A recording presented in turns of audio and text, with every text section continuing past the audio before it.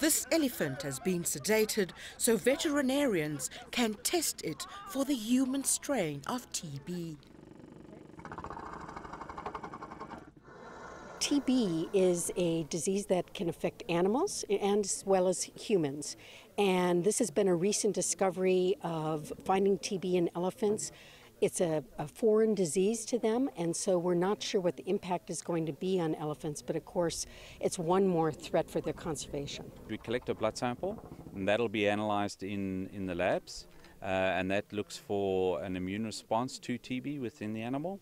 And then we also collect what we call a bronchoalveolar lavage. So that's where we put fluid into the lungs and then suck it back out. So that's really washing the lungs. So if that elephant is shedding bacteria or TB bacteria, then we'll pick it up. And that's another way of diagnosing the disease.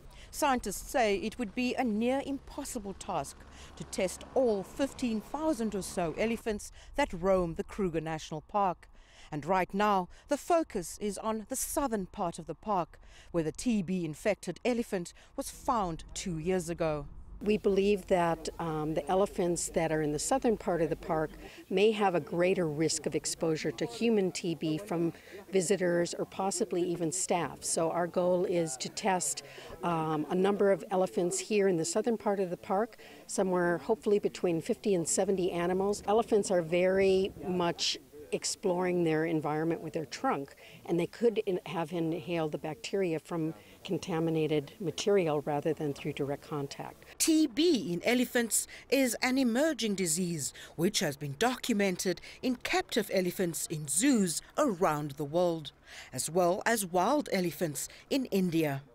But the 2016 discovery of an elephant with a human strain of tuberculosis is unique to the Kruger National Park. We're not sure now whether that represents the tip of an iceberg or it's just an isolated case. So what we're particularly interested in is to start looking and trying to work out whether the TB is widely distributed in elephants or not. With these animals, they're already under threat from poaching, habitat loss, and now we're facing the potential of an impact from a disease. So I think everything we can do to protect the wildlife, whether it's elephants, rhinos, lions, etc., is an important step in seeing them in our futures. Rene Del Carme, CGTN, Kruger National Park, South Africa.